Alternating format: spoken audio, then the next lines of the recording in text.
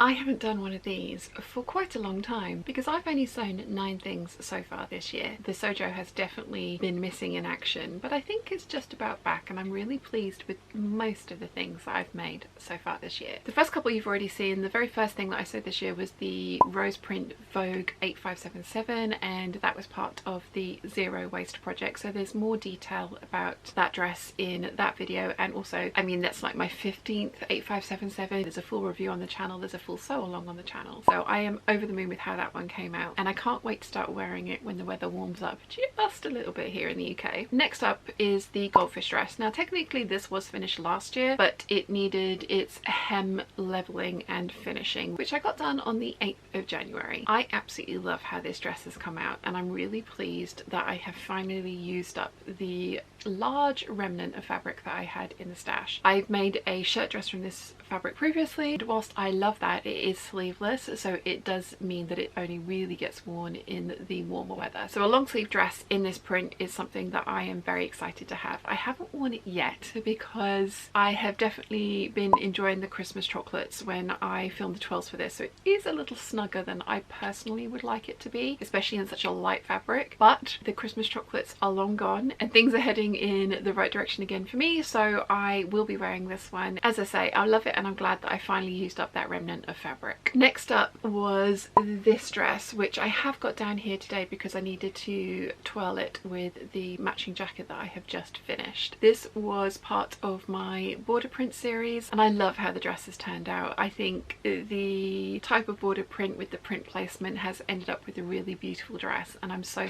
pleased that I finally sewed up some of my border print stash. I do have more border prints in my fabric stash, and there will be more border print videos coming up for print placement ideas and just how to tackle them. So that was the third thing. Then I decided it would be a really good idea to start working on my make 9/18 early this year, so that I didn't end up with a mad scramble at the end of the year and end up with like 6 or 7 pieces not made from the 18 that I've picked. I started by cutting out this dress, which I'll show you in a second, but the remnants meant that I could also get a t-shirt out of what was left over. This is the Jennifer Lauren gable top. I love this t-shirt because it has no bands on it to break up the print, so I think it works really well for a very large print like this one. This is the viscose jersey from Lady McElroy, and this is Foliage Canopy. They don't have this base anymore, which is really sad because it's a gorgeous base, and I have a couple of dresses from this base, in fact a couple of these dresses from this base, just in different prints, and it works really well with the gable t-shirt in my opinion. I love this print. I have a lot more bases of it. There will be a lot of this print coming up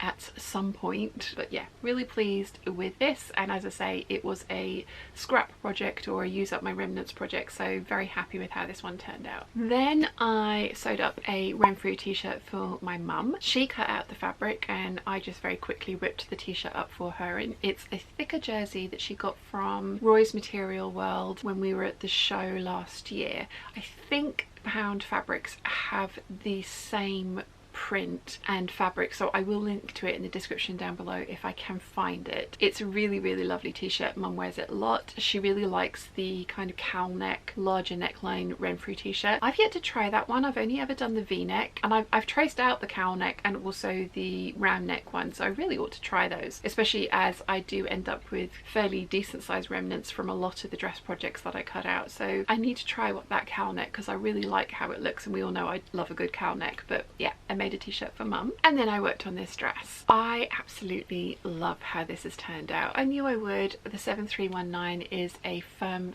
favorite of mine. I have done a full sew along on how to get the dress actually looking like the pattern envelope, because the pattern itself comes out looking like the made up version, which is not a surprise, but the illustration makes it appear like there are 2 skirt options, but there is only the 1 skirt option, and I wanted it to look like the sort of navy blue dress option particularly. So I've done a full sew along for this pattern. I will link that up here and in the description down below. I love how this has turned out. I think it's absolutely gorgeous. Again, I love the print. It's got leaves on it. It's a very deep dark navy. It's not a solid black background, so I think it works for me. But I also think because I've got the very deep plunging V neckline, and then I can wear gold jewelry higher up and closer to my face. I think the darker colours make it work, and I can also pair this with my yellow cardigan that I made. I could do it with the brown one as well if I wanted something a bit more muted, but I really love this print, which is good because, as I say, I have it on pretty much every base I ever released it on. There will be a lot of things in my wardrobe made up from it when I get round to working my way through that particular section of the fabric stash. So yeah, very, very pleased with this one. As I say, full review and sew along already on the channel for this dress.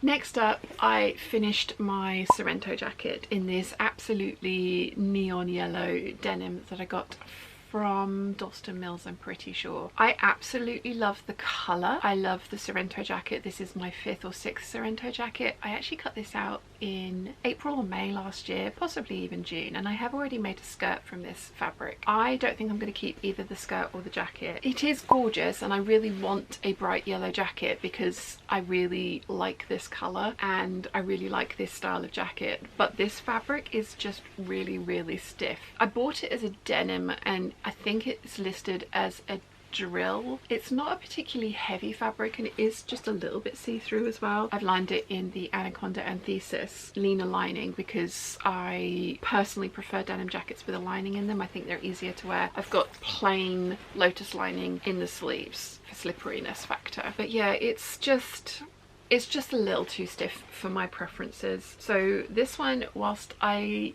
love the look of it, I don't like wearing it. So this one's not going to be staying in the wardrobe, and neither is the skirt for the same reason. It's just too stiff of a fabric for that thing. I should have made bags with this fabric, but I bought 3 meters of it to make the skirt and the jacket. That's the joys of buying online. It's not always going to be exactly what you think it is when it arrives. I was expecting a much more supple, possibly even a slightly thicker denim than I got, and I should have bought a sample. I think Dalston Mills offer samples, so you know, there was an option, but I didn't do that because I don't think this was too expensive. It was £7.50 per metre. So this was something that had been cut out for a very long time and stuck around for ages because I sewed up the skirt and realised I didn't overly love the fabric. So this definitely became one of those little projects that was just like, I don't want to do it, I don't want to make this, I know I'm not going to like it, but someone will, hopefully. And it is a really pretty jacket and combination of colours. I'm pleased that I did it. I'm pleased that it's no longer in pieces taunting me in the sewing room, but it's not my favourite. It's not going to survive in the wardrobe. In fact, it's not even going to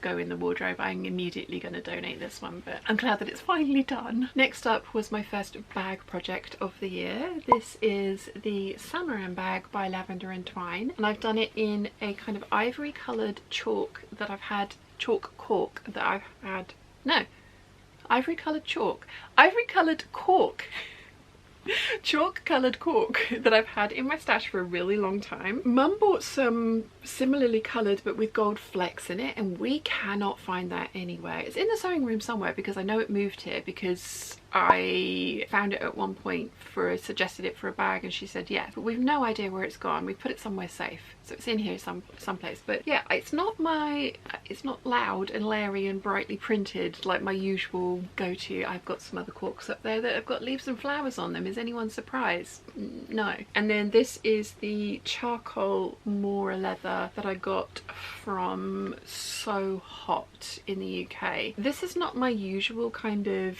bag, but I love how this has turned out. I've used the matte black hardware. There is a couple of pieces still to finish on this bag. The hardware order that I have made for the retreat is currently being held hostage by Parcel Force because I need to pay customs on it, and they said that they've sent me a letter, but that was on the 11th of April and I've still not received it. So I'm going to go to the office on Tuesday when everything opens up again, because we're currently in Easter weekend, so lots of bank holidays, and pick it up from their offices because I need it for Thursday at the latest. So yeah, the zips don't have their zipper cap, or the zip tape doesn't have its zipper cap on, and then the handles don't have the strap ends on them, but other than that it is completely finished, and I love how this has turned out. It's a lovely sized bag as well. Erica's bags, Lavender and Twine bags, are always a really, really lovely size. I always like a bigger bag. I've gone for a kind kind of bronzy coloured fairy frost, Michael Miller fairy frost on the inside. It's one of my favourite bag linings because it's got some interest and depth to it without being a really obvious pattern. All in all, I am really happy with this bag. It went together beautifully. I'm really excited to teach it at the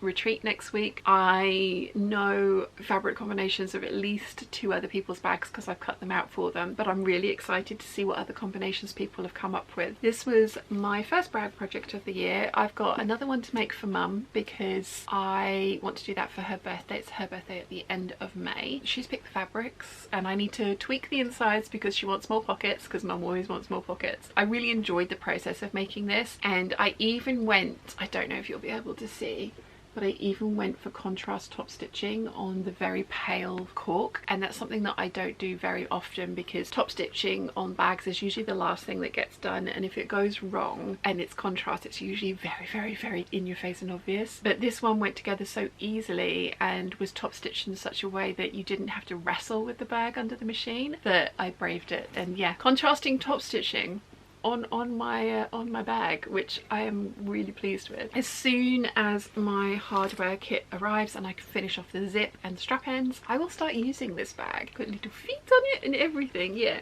I absolutely love it. I'm so pleased with this. That moves me on to the very last thing that I've got to show you so far this year. As I say, 9 items total, which feels really weird to say. Usually that's like a month's total for me. And again, I'm not trying to say that everybody should be sewing 9 things. I'm not trying to say that I have an empty wardrobe and have nothing to wear. We all know I have a lot of clothes, but it is my full-time job and my hobby, sewing. So the fact that I've only done 9 things so far this year is kind of out of the norm for me. But the Sojo is definitely back because I finished this yesterday, and honestly I was a little bit unsure of it on the hanger. I was just a bit like, oh, I don't know, I don't think I like it. But when you see it with the dress, I think it really absolutely finishes the outfit beautifully and it looks amazing. This is the confetti border print by Michael Miller on the navy background with the bronzy gold dots, and this particular piece of fabric was a very lovely gift from Christiane. I had this in my stash and made the dress and was fully expecting to be able to make this out of that 6 yards of fabric that I had. So once I'd worked out that I wasn't going to get this jacket from this fabric, I went looking for more of it and I found some in a shop in America, but they didn't ship to the UK. So I put out a plea to the Peeps, and the very lovely Christiane said that she would let me have it sent to her and she would send it on to me. She then very kindly offered to kind of facilitate the whole process, and I fully expected to pay for both the fabric and the shipping. And once it had been sent from Christiane to me, she let me know that it was actually a gift and that she didn't want me to pay her for it. So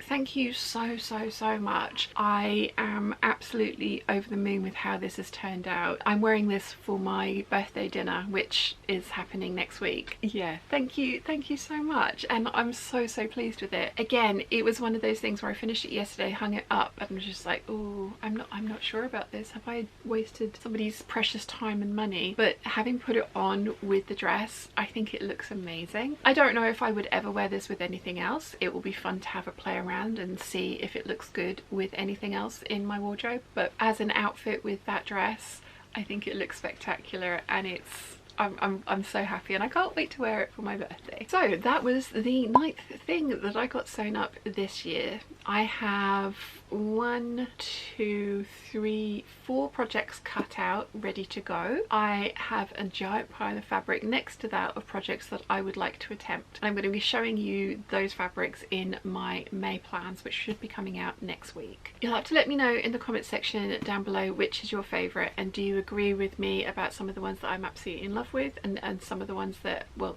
this one particularly that I'm going to be getting rid of. I love the idea of this. It's just the fabric is not right for me personally, so somebody else, hopefully, fingers crossed, will enjoy that jacket. But I would love to hear what you guys think, so let me know in the comment section down below. If you've enjoyed this video, you might want to check out this one here.